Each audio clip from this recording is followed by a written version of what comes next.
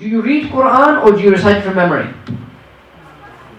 How many here, if I just open the Quran to a random page, could recite it from memory? If I gave them the start, just recite from there. I.e., who is a hafiz? No one's putting their hands up. I know there's some profile here, but I'm not going to embarrass them. I certainly won't test them. Right? Who has the greater competency? One who does not need to read the book, or one who needs the letters in order to be able to read the book? Yes? Who has the greater competency? Who is more honored in this regard? Hamza is putting his hand up. I think Hamza knows the answer. Is the one who can read it from memory. Yes? There you go. He's saying Hamza. If Shaykh Hamza says I'm right, then I'm right. Alright? The one who does not need to read. Why don't they need to read? Because the knowledge is in here and the knowledge is in here. When Ghazali, when he was about a teenager, he was coming back from a place called Jurjan. He was coming back, he was waylaid, his caravan was waylaid by highway robbers. And they took all the wealth of people, and he had a kunnash with him. A kunnash is like a satchel. And they took the satchel, and he ran after the robbers. He said, please give me my satchel back. Atini kunnash. Give me my kunnash. It's of no use to you. They said, what's inside it? He said, inside was the notes that he had taken. He had studied for 3 years in that place. He had taken notes down, what are called his ta'aliqat. He had taken his notes. He said, my notes are in there. He says, there's no use to you. This is my knowledge. It's not worth anything to you. It won't benefit you, but it will benefit me. So the highway robber turns to him and says, this kunnash has your knowledge in it. It's got your knowledge in it. So now I have your knowledge and you have none. Now you don't have the knowledge. I have the knowledge because it's in this satchel. And Ghazali said it was like Allah was talking to me. I went back, I spent 2 years memorizing it. Because I want my knowledge to be with me, not on paper. The need to read is either because you can't remember or because it is a way of learning. When would you need to learn from something written down? If you didn't have the teacher with you to explain it. Right? If you didn't have the teacher to explain it to you. Alright? Here's Shaykh Daniel sitting here. Right? If I want to ask him a question, I'll ask him. I won't go look in the book because it'll take me time to find it in the book. I'll have to read it, I'll have to process it. He'll give me the answer in a sentence.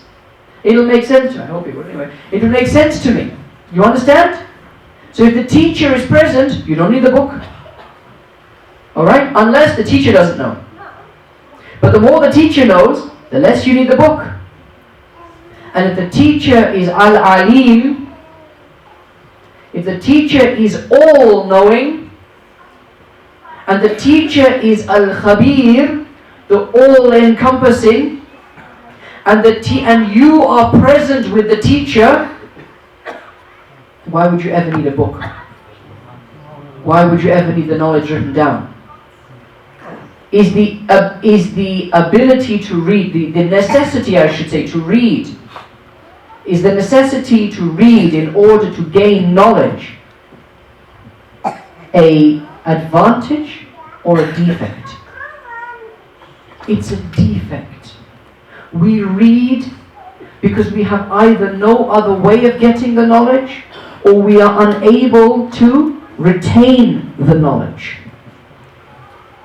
But if you are in the presence of the all-knowing, if the knowledge that you require is transferred directly from beyond the 7 heavens straight into your heart, why do you need a book? You don't need a book for anything. أَدَّبَنِي رَبِّي فَأَحْسَنَ تَأْدِيبِي. My Lord made my tarbiyah. My Lord was the one who raised me. And what a beautiful job he did. How beautiful was his instilling of adab in me. And why do you need to write? Either because you'll forget it. Abu Hurairah, who narrated the most hadith among the Sahaba? Abu Hurairah said, no, Abdullah ibn Amr ibn al-As, he wrote down more, he knew more, he had more hadith than me, because he wrote his down. He wrote his down. I remember mine. Abu Hurairah went to the Prophet ﷺ, Ya Rasulullah, I'm with you, I try to remember everything you say, but I keep on forgetting. The Prophet ﷺ takes his, according to one narration, takes his cloak, spreads it out. He does this. Then he takes the cloak and he wraps it around Abu Hurairah. He says, go. Abu Hurairah says, from that day onwards, I never forgot a single thing the Prophet ﷺ said. Who's the great hadith narrator of the Sahaba? Abu Hurairah. Why? It's all in here. It's all in here. He didn't need to write it down. One reason. Reason number two is to transmit knowledge. Why would you need to write down the knowledge you're going to transmit? Why would you need to write down the knowledge you're going to transmit? The Emperor Ashoka of India, alright, when he converted to Buddhism and he forswore violence and he gave a code, he wrote down a code. He had the code written on pillars, like obelisks, and he had them put up in all the major centers around India. This is the code, and it's called the Ashokan Code, one of the oldest codes of law in history. Right? Hammurabi, who according to some of the ulama was Dhul Qarnayn. Right? Cyrus the Great, I should say, who according to some of the ulama was Dhul Qarnayn. Right? He had the laws written down on tablets and distributed among the land. Why? Why bother? Why not just tell people? Well, how faithful are the people that you're telling going to be?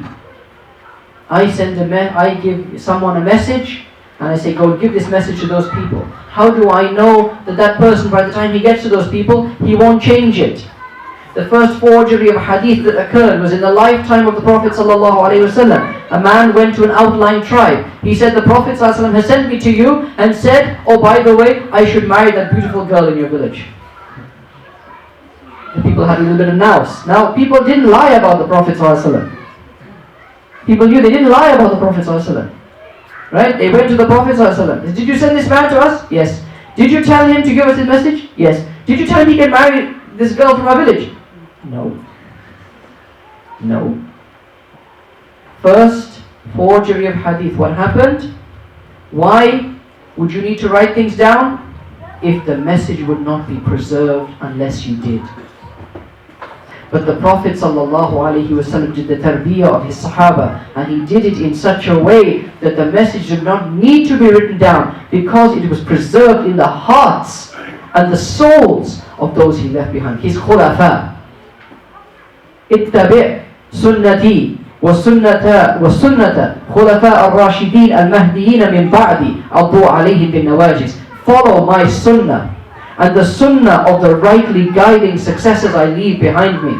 Who are they? Not just the four. The Sahaba. Those who took from the Sahaba. Those who took from the Sahaba. The righteous of each generation are the khulafa of the Prophet ﷺ. And they transmitted his religion faithfully.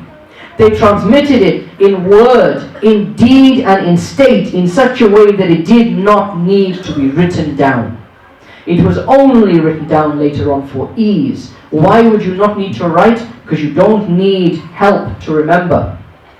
And because you don't need to ensure that your message is preserved.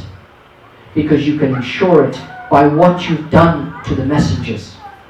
Because you've brought up the messengers in such a beautiful way, in such a perfect way, that you don't need to write it down just so they don't go wrong. The Prophet ﷺ didn't need to write it and seal it with a stamp to make sure that it wasn't interfered with by people. He just sent those people. He sent the Sahaba. And this is why some of the ulama say An-Nabiyul Ummi is min akhassi asma'i Nabi sallallahu alaihi wasallam. It's one of the most specific names of the Prophet sallallahu alaihi wasallam. It's one of the names that indicates the perfection of the Prophet sallallahu alaihi wasallam. The one who did not read and did not write because he did not need to read and he did not need to write. Such was his perfection, and such was the perfection of his tarbiyah that he gave to his companions. So may Allah protect us, and that is why it's translated here as Ummi, the one who was taught by God. Right? May Allah preserve our understanding, give us good understanding, allow us to realize and understand the perfections of the Prophet ﷺ. May Allah fill our hearts with His love, fill our hearts with His qualities and His attributes as much as we are able to. غُرْفَةً مِنْ يَدِي, we ask for. غُرْفَةً مِنْ يَدِي, a draft from His hand. Sallallahu alayhi wa alihi wa sallam.